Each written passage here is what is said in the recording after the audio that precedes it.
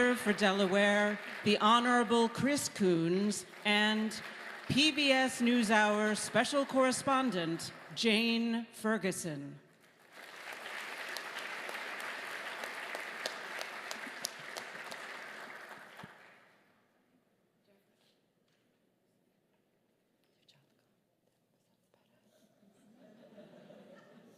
Good evening. I'm pleased to join you all in congratulating President Zelensky on receiving the Liberty Medal Award. When I first spoke to President Zelensky, I called him the Winston Churchill of our time. That's because there's no greater champion of liberty in the modern era. I thank the National Constitution Center for honoring a great leader. And I thank President Zelensky and his people for their courageous defense of freedom. May God bless you all and the people of Ukraine.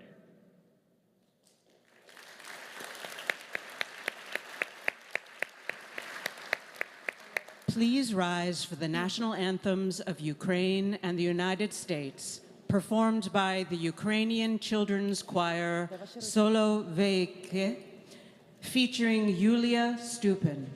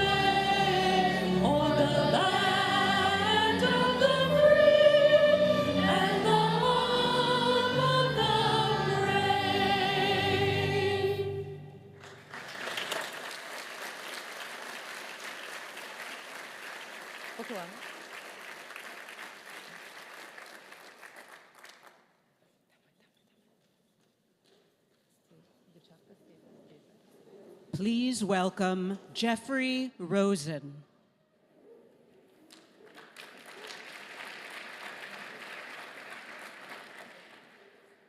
Hello, friends, and welcome to the National Constitution Center. Thank you for joining us as we celebrate the award of the 2022 Liberty Medal to President Vladimir Zelensky.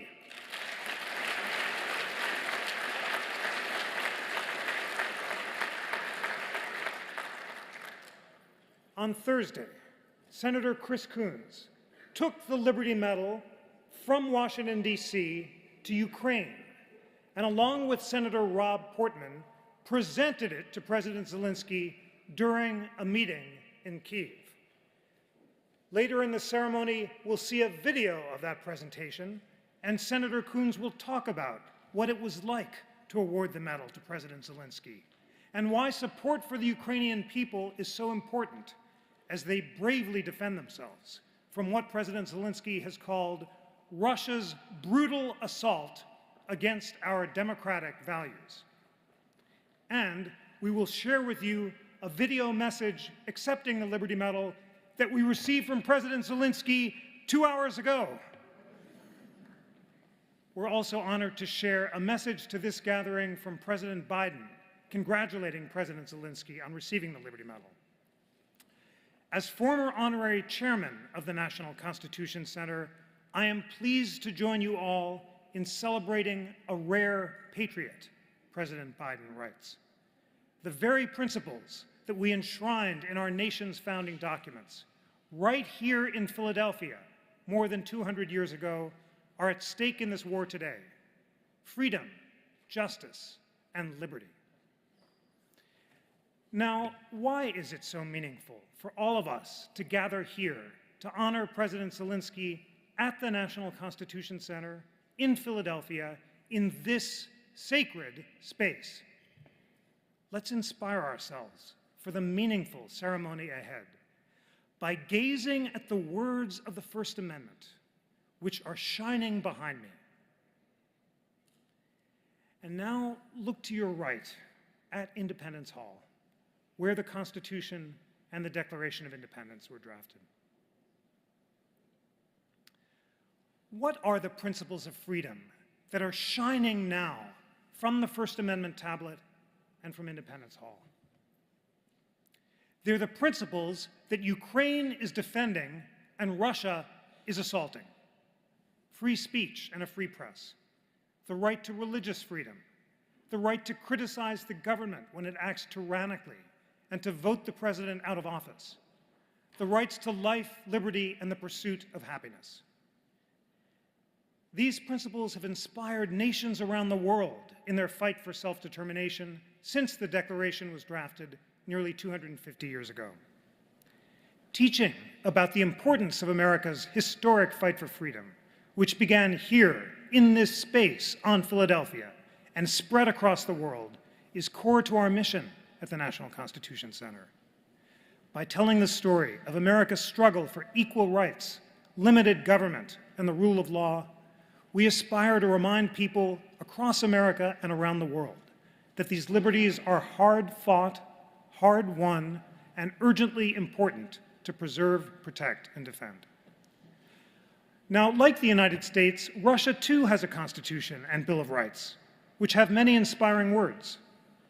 But the words of the Russian Constitution are empty words, and its soaring promises are a lie. What does Russia lack, and what is Ukraine fighting to preserve? A liberal constitution founded on separation of powers. As the American founders recognized, the single greatest protection for individual rights is to ensure that the president can't act as a tyrant or king or emperor. The president can't hold all the power. You need checks and balances of an independent legislature, and most important of all, an independent judiciary, neutrally enforcing the rule of law. I was in Ukraine in 2014 as they were drafting the new constitution in the wake of their revolution of dignity. When I asked what the most important element of the new constitution was, they said an independent judiciary that can check the president to ensure a government of laws and not of one man. But a liberal constitution and an independent judiciary can't alone protect liberty against the threats posed by illiberal tyrants like Caesar, Alexander, and Putin.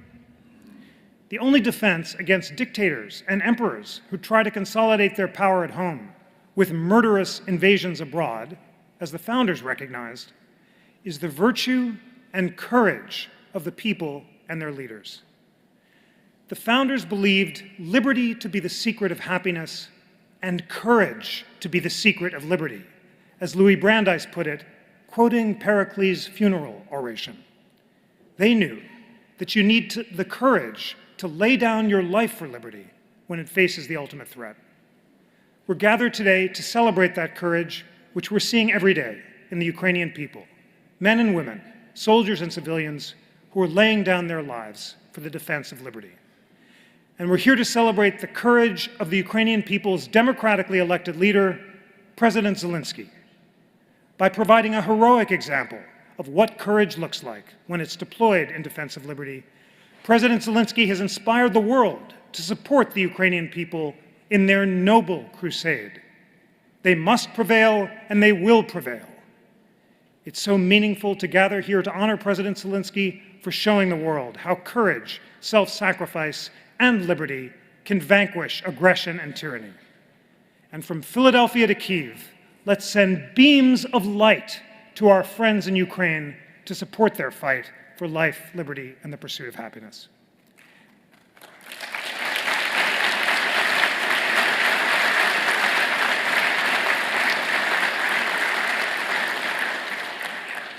And now let me introduce Jane Ferguson, an award-winning correspondent for PBS NewsHour.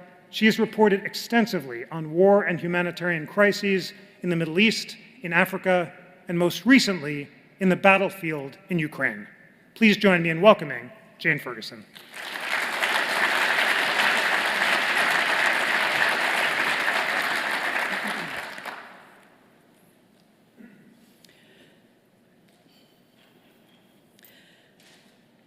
On the day Russian soldiers poured across the border into Ukraine, Supreme Court Judge Ivan Mishenko was at work in his office in Kyiv. He rushed home to his apartment where his wife and 2 small children were watching the news. They packed their bags, got into his car, and drove to the border. Then, like thousands of others, he kissed them goodbye and came straight back. In the coming weeks and months, as Russian troops in armor backed by airplanes and missiles poured into Ukraine, Ivan and millions of everyday citizens across the country faced down their aggressors. In any war, it is the civilians who suffer the most. Many would die in mass graves. Others were tortured, separated from their families. Thousands were forced to flee on foot, clambering over broken bridges, through freezing cold rivers, and down streets still shelled by an advancing Russian army. The elderly, many unable to flee, shivered in basements as their apartment buildings were attacked by airstrikes and missiles. In the town of Bucha, Russian soldiers went door to door for the men, tying their hands and executing them in the street. Mariupol city was reduced to rubble. Those who survived the onslaught forcibly moved to Russian territory. Rape has been used as a weapon in this war by Russian soldiers against an untold number of Ukrainian women. The crimes committed by Vladimir Putin's marauding army are vast and cruel. But the people of Ukraine would not bend. Young men who just days before had been baristas, college students, lawyers, were now headed to the front line in fatigues, facing the might of the Russian army and knowing they were massively outgunned. Young women signed up in record numbers, driving ambulances while coming under fire and working as frontline medics. Old ladies picked whatever they could from their houses and storehouses, jarred and canned fruits and vegetables, and sent them to those living near the front. As the capital, Kyiv, prepared to defend itself, locals set up checkpoints, sniper positions, using even manhole covers as protection. Restaurants kept their kitchens open day and night, making food in bulk and sending it to the volunteers and soldiers. When Ivan Mishenko, the Supreme Court judge, arrived back in Kyiv, he looked up a young activist he had come to know when he was in court for leading protests to protect the city's parks from developers.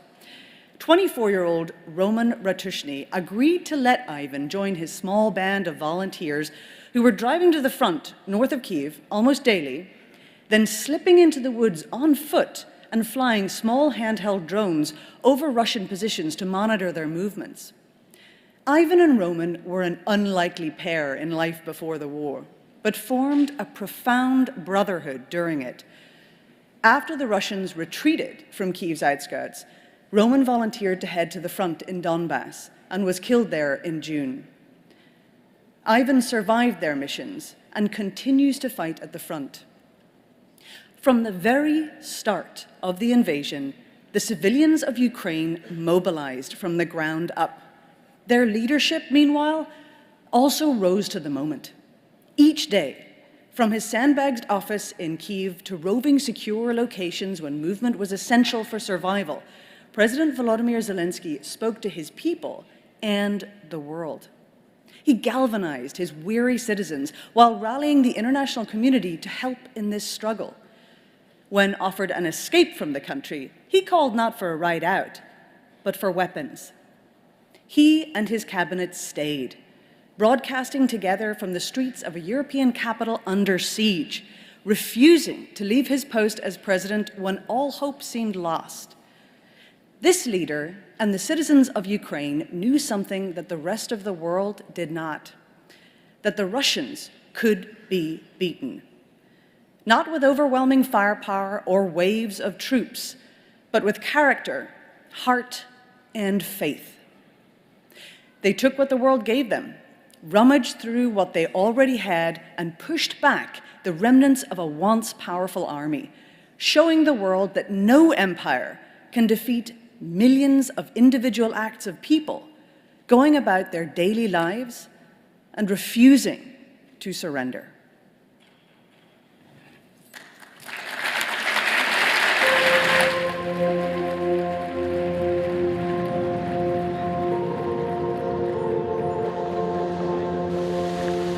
Ми збудуємо країну інших можливостей, де всі рівні перед законом, де є чесні і прозорі правила гри, одні для всіх.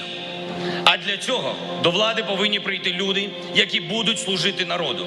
І я дуже хочу, щоб у ваших кабінетах не було моїх зображень. Бо президент не ікона, не ідол. Повісьте туди фотографії своїх дітей. І перед кожним рішенням дивіться їм в очі. Відсьогодні кожен з нас несе відповідальність за Україну, яку ми залишаємо своїм дітям.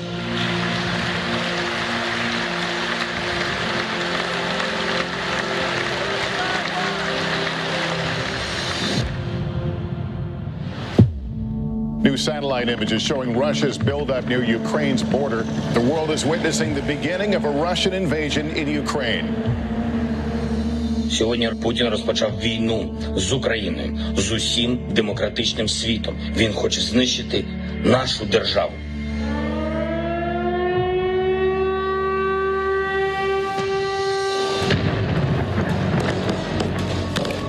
The Ukrainians blew up this bridge in order to slow down the Russian advance. Country of 40 million people under siege as the largest European invasion since World War II plays out. It was unprovoked, but this is what Russian President Vladimir Putin unleashed on Ukraine. Мы будем защищаться. Не наступать, защищаться. Наступая, вы будете видеть наши лица. Не наши спины, наши лица. Всім добрий вечір. Лідер фракції тут, голова Офісу президента тут, прем'єр-міністр тут, Подоляк тут, президент тут, наші військові тут, громадяни суспільства тут, всі ми тут. Захищаємо нашу незалежність, нашу державу. І так буде і далі. Багато хто радив полишити країну, радили фактично здатися тиранії. Вони не знали, наскільки українці сміливі, наскільки ми цінуємо свободу. Речь о праве каждого человека на жизнь без угроз. They stolen our future by killing children. This was flying around in the air. Да, да. Один из них вылез в печень. 8-я квартира. The destruction stretches for miles. This was a kindergarten. It was shelled at least twice. Clearly not a military target. Ukraine wants peace. Europe wants peace. The world wants peace. And we have seen who is the only one who wants war. Russia will not be able to stop the course of history. Mankind and the international law are stronger than one terrorist state. Russia will be forced to end this war. Синьо-жовтий прапор України знов самоєрід, там, де він має бути, по праву, в усіх тимчасово окупованих містах, селах України. Там буде синьо-жовтий. And now to a new breakthrough this morning by Ukrainian forces in the war with Russia. The military says it's regained ground in the southern Kherson region days after recapturing territory in the eastern part of the country. Russia's Ministry of Defense acknowledging its troops withdrew from what had been a critical stronghold in Donetsk. І якщо ми переможемо, а я впевнений в нашому народі, я впевнений, це дійсно буде велика перемога демократії, цінності, перемога свободи. Це тоді хвилини мовчання перетворяться в роки розсуду. І вся Україна буде вільною. Дякую всім, хто воює і працює заради України. Вічна слава нашому міцному народу, вічна вдячність нашим друзям. Слава Україні!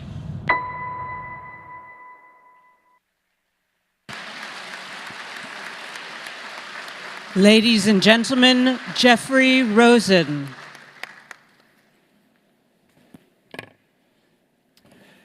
It's now my great honor to share with you a tribute to President Zelensky prepared for this occasion by a great friend of the National Constitution Center, the author and columnist George F. Will. Mr. Will is unable to join us this evening, but he asked me to deliver his remarks. Almost a century ago, in 1925, a British parliamentarian who had seen much history made in his 51 years, and who would himself go on to make some history, gave a speech titled Mass Effects in Modern Life. It was his meditation on whether leaders, a few singular people, still matter in the making of history. He wondered whether in modern conditions, vast impersonal forces are everything and individuals are negligible. Has the modern age, the parliamentarian asked, witnessed the obliteration of the personal factor in the shaping of history? Is it still possible for there to be an individual who, by the firmness of his character and by the mysterious harmonies and inspirations of his nature, could rule the storm? The parliamentarian who asked these questions in 1925 became himself an emphatic answer to the questions 15 years later, when in 1940, he, Winston Churchill, stepped forward to rule the storm unleashed by enemies of civilization. Churchill's greatest legacy is a simple truth. It is that one person can matter immensely, which is why today it is common and correct to apply to the man we honor today the adjective Churchillian.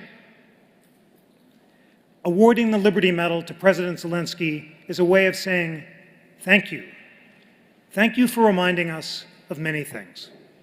It is axiomatic that, as Samuel Johnson said, people need to be reminded more often than they need to be instructed.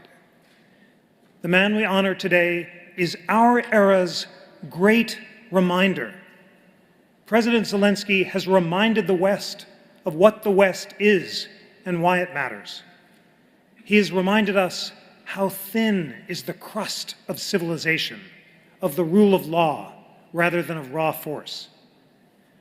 But he's also reminded us of how sturdy this crust is, and how it can be defended by sturdy people unwilling to see it crumble.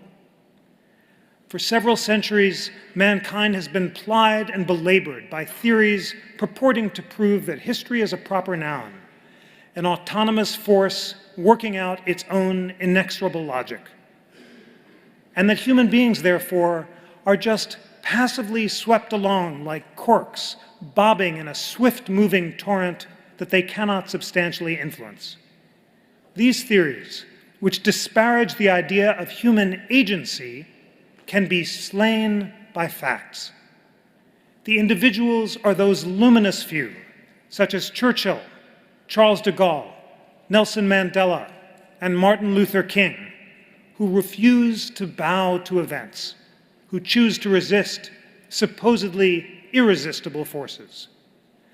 The honor roll of the greatest resistors is reserved for those of whom it can be truly said, but for their personal choices, their individual decisions, the world would be very different and much worse.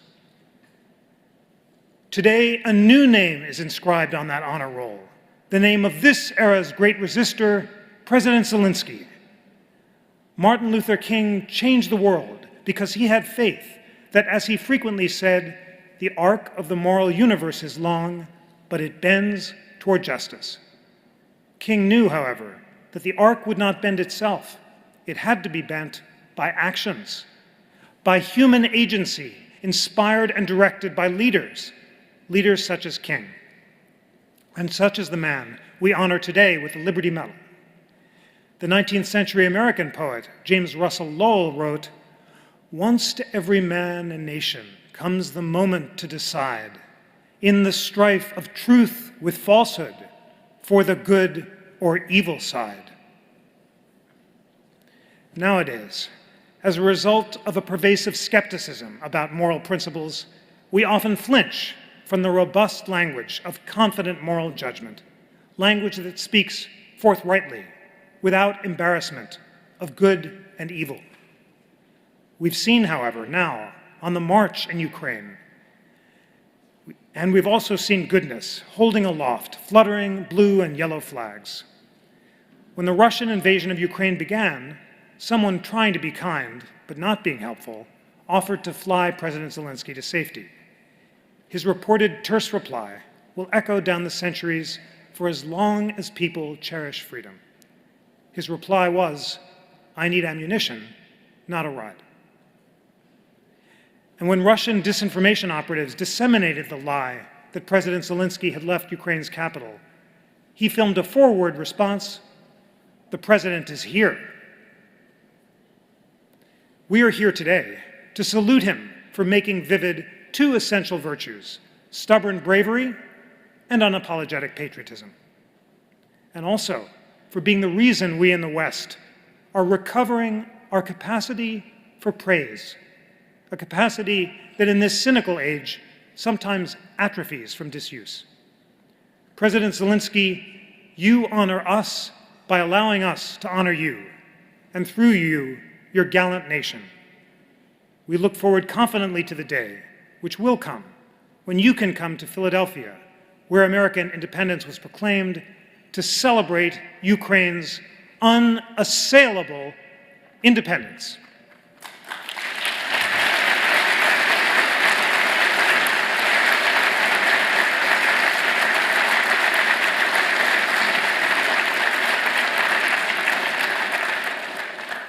Thanks to George Will for those meaningful words. It was so meaningful to read them. As I said at the top of the program, it's also so meaningful that Senators Chris Coons and Rob Portman were able to present the Liberty Medal to President Zelensky in person just 4 days ago in Kyiv. Here's a video of the presentation. Вітаю, пане президенте. Дякую за вашу мудрість та мужність у боротьбі з Росією. Тримайтесь, а не Дуже дякую.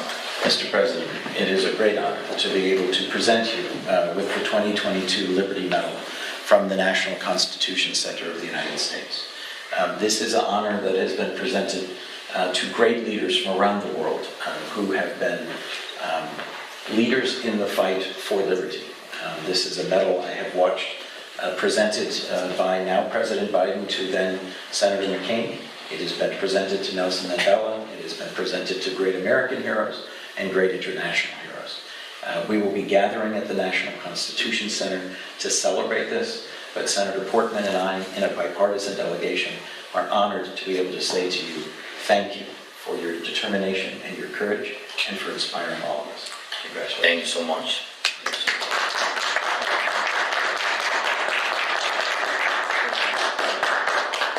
You have come to personify the fight for freedom, and this is a tribute to your leadership.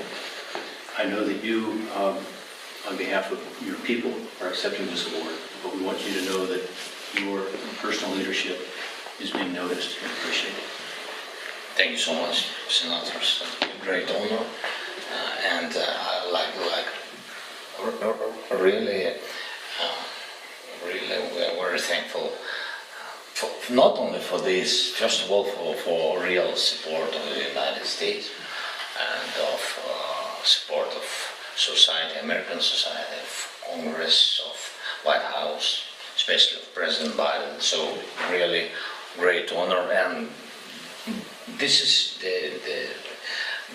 the honor, and not for me. That is for our nation, for our people. I think all the world see that we have a very brave nation. You do. Yes, thank you so much. Вітаю. Thank you. Пане президенте. Дуже дякую. Велика честь. Thank you so much. Thank you so much.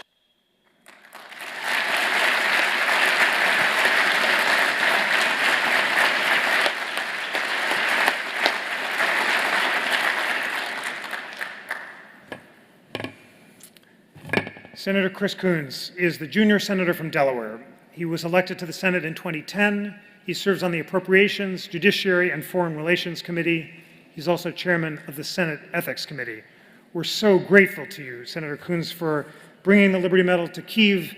Friends, please join me in welcoming Senator Chris Coons.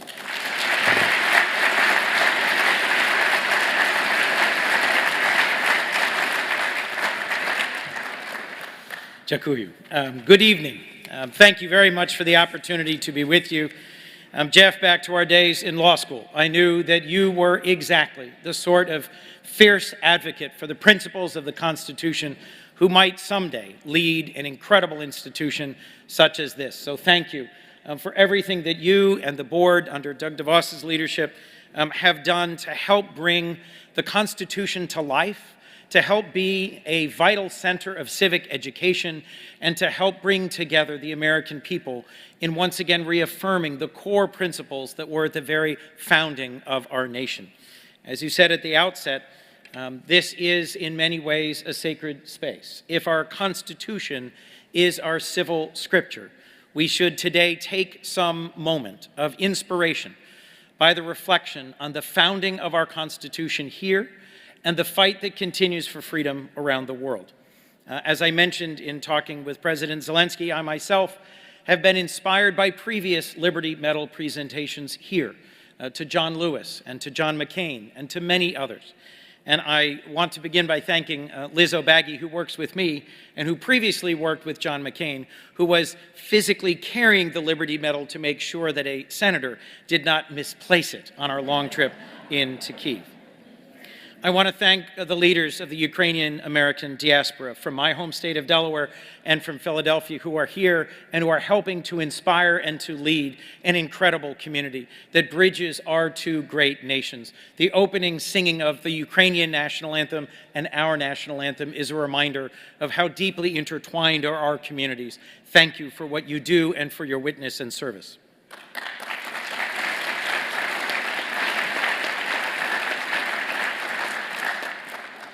On our trip to Ukraine, we first stopped in Rzeszów in Poland and had the opportunity to witness how literally dozens of countries from around the world are coordinating the delivery of both humanitarian and military aid into Ukraine.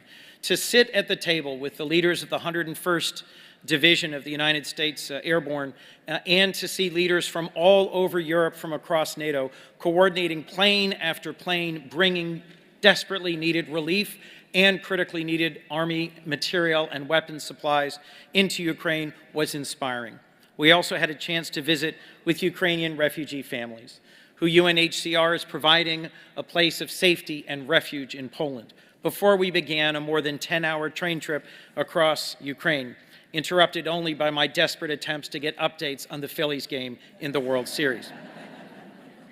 When we got into Ukraine, we had the opportunity to meet with our incredible ambassador, Bridget Brink, and the determined staff of the American Embassy in Kyiv, most of whose employees are Ukrainians, many of whom have deployed to fight in the war, many others who have returned from other places to take up their post to be part of America's mission to Ukraine.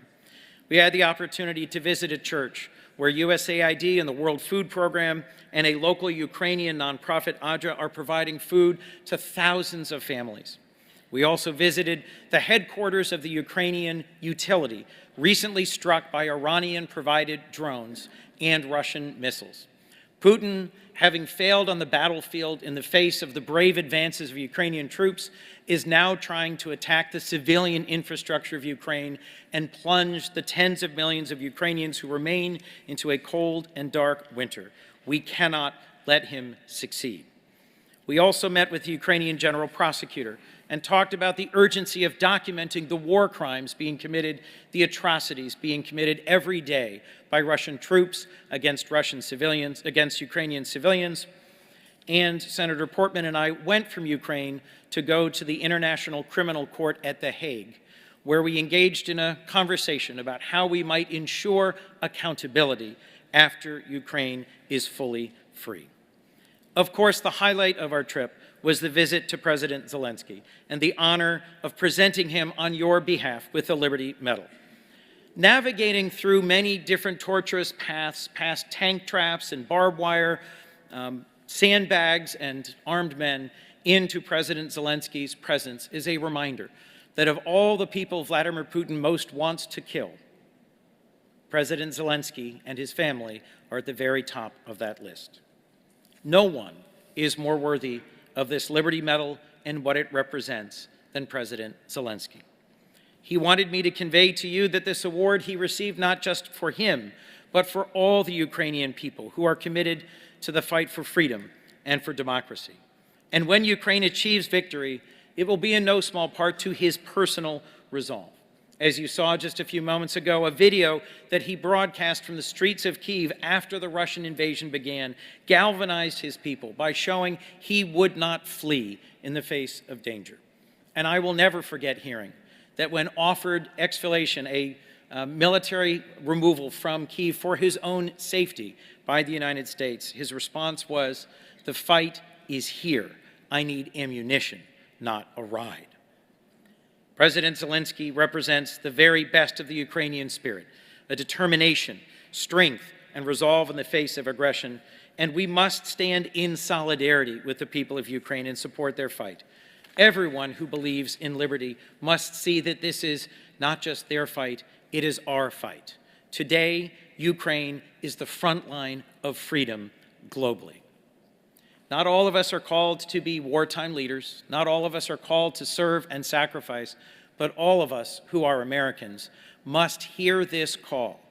And Senator Portman and I are determined in the coming months and in the coming Congress to do everything we possibly can to stand in solidarity with the people of Ukraine and to support the fight and the struggle for freedom on its front line. Thank you, and God bless you.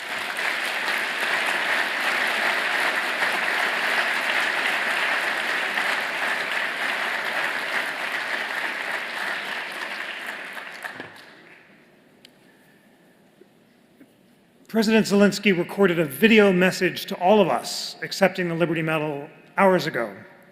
And here to introduce President Zelensky as a special guest, Irina Mazur is the Honorary Consul of Ukraine to Philadelphia.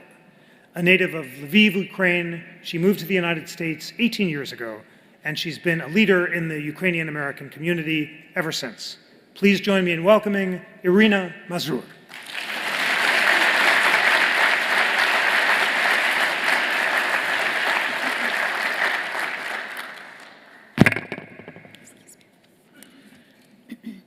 Good evening, honorable guests, ladies and gentlemen. I'm humbled to address you on behalf of Ukraine tonight, before this distinguished audience in our Commonwealth and in our city, the cradle of American democracy. I'm grateful to the National Constitution Center for convening this celebration tonight, for lifting up our fight for freedom, and for showing the global community that the people of Philadelphia and the United States stand with Ukraine. Today, we honor 2022 Liberty Medal recipient, Ukraine's President Volodymyr Zelensky. President Zelensky's leadership in response to Russia's invasion of Ukraine has won him widespread international acclaim and recognition, and has united millions of hearts in support of Ukraine. If you are here today as a guest or as a sponsor, it means President Zelensky has touched your heart. He, together with the entire Ukrainian nation, have become a symbol of unity, strength, and uncompromised desire for independence, for the basic human right to be free and to choose your own future. And the reason why the entire American nation, why you, personally, you support Ukraine, it's because you agree with what Ukraine stands for. We share the same ideas and values. Like never before in my life, I see the similarities between the core values of our two nations. Almost 250 years ago, a new country was born here in Philadelphia, a country of free and brave people who, for years, but especially for the last 257 days, have helped another nation to stand against an oppressive empire. The Ukrainian people share the same desire for liberty and freedom and share the same values as America's founding fathers. Ukrainians stood up for their freedom under the snipers' bullets on the Maidan of 2014, under continuous persecution and tortures in Crimea, Bucha, Irpin, Mariupol, and other Ukrainian cities.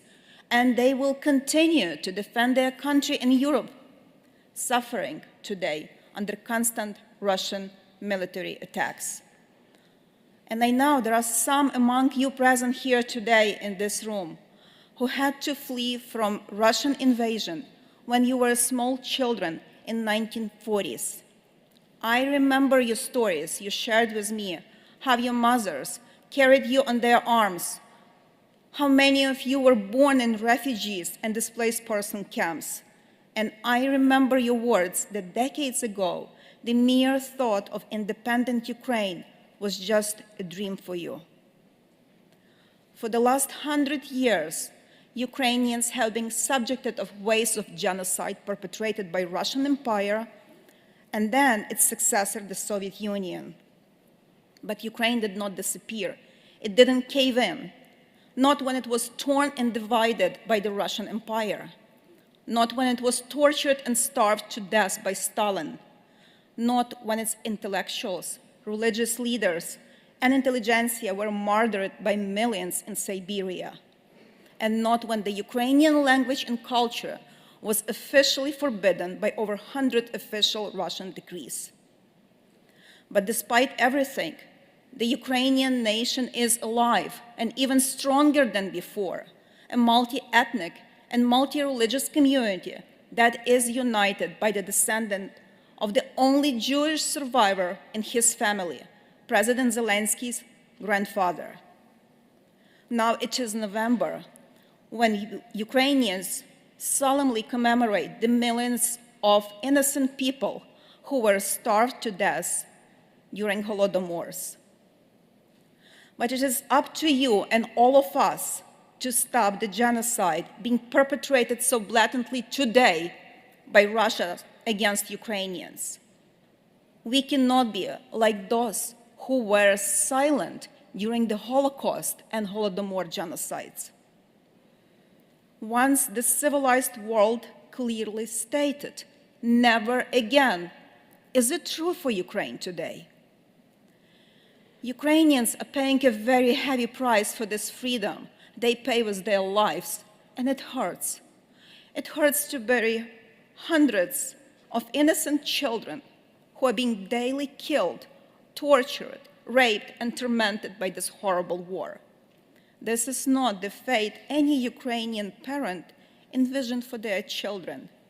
And you can see their pain and suffering of Ukrainian parents, Ukrainian people, reflected on the face of their president, once a happy and joyful man.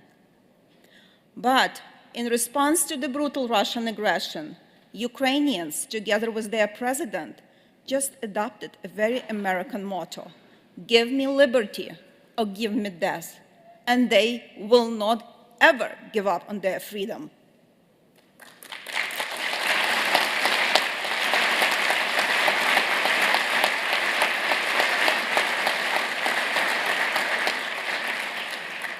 And every day, the rockets' red glare, the bombs bursting in air, do not stop Ukrainians in their pursuit of freedom, because it is also the land of the free and the home of the brave.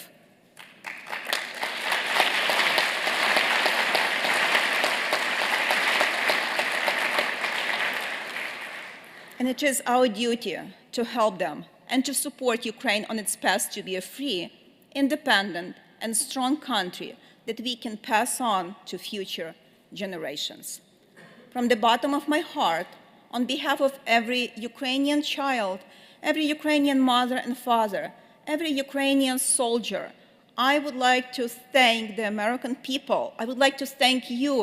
I would like to thank the American government for the enormous support you have provided already to Ukraine. But it is my sincere hope that we will continue to support Ukraine and its president. President Zelensky announced that he will designate 100,000 Liberty Medal Prize to the Ukrainian Veterans Fund. The fund is a platform to develop opportunities for veterans and their families that is managed by the Ministry of Veterans Affairs of Ukraine. It is partnered with NATO, as well as NGOs in Ukraine, in the United States, and elsewhere. Ukraine's soldiers and veterans, they represent every aspect of Ukraine's citizenry and society, men, women, and individuals of every race and religion. And when the war finally ends, and it will end, Ukrainian veterans will return to their civilian life and work to reconstruct and continue building a free and independent Ukraine. I would like to acknowledge the presence of a very special person who is present here today. He is a Ukrainian Marine veteran. Roman, can you please stand up?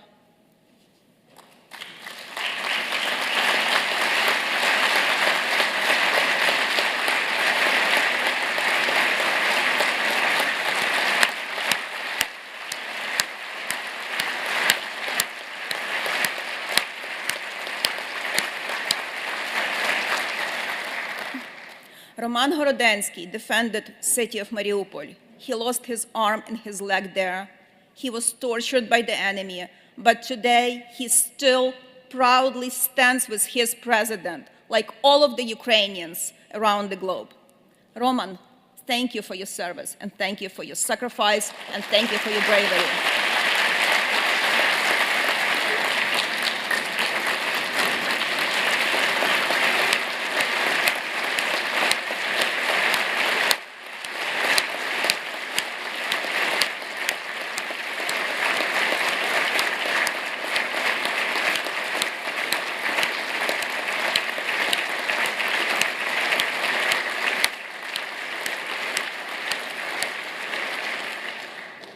And now, ladies and gentlemen, it is time to introduce the 2022 Liberty Medal honoree, President of Free, Independent, and Strong Ukraine, Volodymyr Zelensky. God bless America. Slava Ukraini!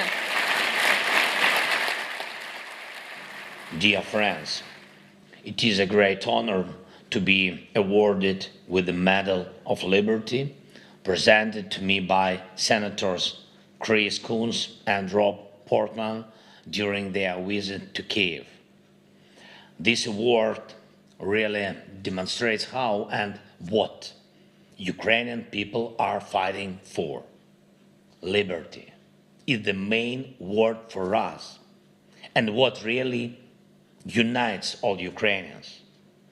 As in any democratic society, Ukrainians have different views on life and politics, as the case was in previous years. We felt divided, arguing whether we would ever be able to stand together.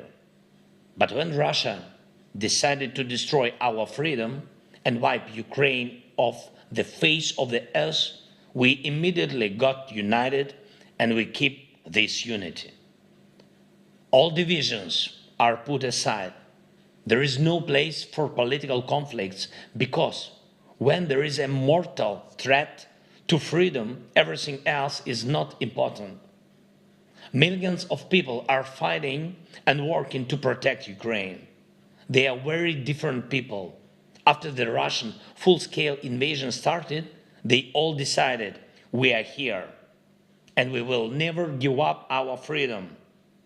And I believe that this Liberty Medal is for all men and women of Ukraine who, after the 24th of February, showed to the world's largest autocracy that only defeat is what it can win in Ukraine. These are our soldiers and officers. This is a massive wave of our volunteers, those who provide our defenders with everything they need. These are farmers who stop Russian armored vehicles on the roads to their communities and help to the army. These are IT specialists who build defense against Russian cyber attacks. These are companies that work despite constant Russian terror and keep jobs for Ukrainians. These are doctors who help always everywhere. These are school teachers and university professors who can read lectures even in bomb shelters and distantly from the trenches on the front lines. But they do not give up and teach children, teach them to believe in themselves, in freedom, and in Ukraine. In less than 9 months, more than 30,000 Ukrainians have been honored state awards for their contribution to our national defense. First of all, they are our heroic soldiers. These are rescues who do away with the effects of Russian shelling. These are energy workers who return electricity to people after Russian missiles and Iranian drones hit power plants. Russia wants to leave millions of our people without energy in the winter. These are transport workers who supply our defense, economy, and communities. These are different people of various jobs who are all equally fight against the invasion. However, this Liberty Medal is an award not only for our people. When this war began, Ukraine heard something very important from the world. We heard that the democracies are here. And we see now what democracies are capable of when they act in unity. Every potential aggressor in the world sees the help that the United States and the free world is providing to us. And all the sanctions imposed against Russia sees and believes that it is better not to start a war against freedom at all. In fact, this is one of the greatest contributions to the global peace and security during our lifetime. Together with our partners, we are developing a new security architecture. These are security guarantees for Ukraine and Europe, which will not only re-empower the principles of the UN Charter, but will also become a model for nations in other parts of the world, a model to avoid new cruel wars. And that is why I believe that this Liberty Medal is also to all friends of freedom in the United States and other countries, to all those who are helping us to restore our territorial integrity and thus to restore peace. This Liberty Medal is to those who support us with weapons, air defense systems, finance, and diplomacy, to those who are helping to rebuild after the Russian strikes, to those who impose sanctions against Russia and its accomplices, such as the Iranian regime. When after the beginning of the Russian invasion, I said the president is here, when millions of Ukrainians decided at the same time we are here and we will not surrender, and when the world supported us saying democracies are here, then it meant and still mean freedom is here. Human dignity is here. Law is here. And one day it will definitely mean peace is here. I call on you to maintain unwavering unity as it is now until that very day when we all hear those important words we have been dreaming of, until we hear that peace has finally been restored. Democracies must not stop on their way to the victory. I thank you for your attention. Thank you for your support, President Biden, both parties of the Congress, and every American citizen. Please know that you support not just a country or its leader, you support millions of people who, like you, cherish freedom. And I decided to send the prize money of our Liberty Medal to help Ukrainian veterans to rebuild and modernize the rehabilitation center for veterans in the city of Borodyanka, Kyiv region of Ukraine. Let everything bring our victory closer. Slava Ukraini!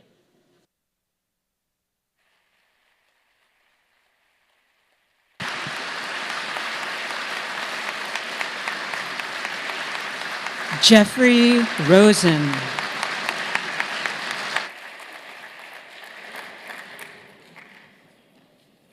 President Zelensky, from all of us at the National Constitution Center, thank you for fighting for freedom with the Ukrainian people. We stand here in Philadelphia with you in your fight for freedom. Thank you, and Slava Ukraini. Thank you all. Good night.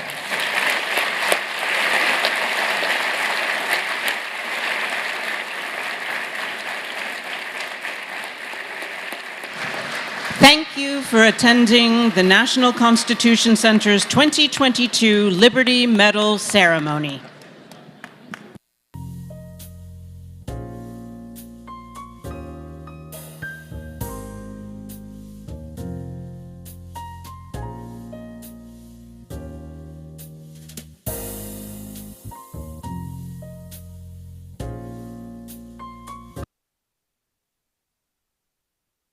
Center. And today's live class is all about slavery in America.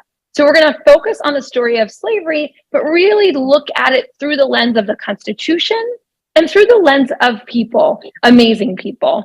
So we're going to dive into this. We're going to examine pre-Constitution colonial period, the Constitution and the connections to slavery in the Constitution, and then go all the way to the Reconstruction period, probably ending around 1880s, around that time period. I am really, really happy that I'm not here by myself. I get to have this great conversation with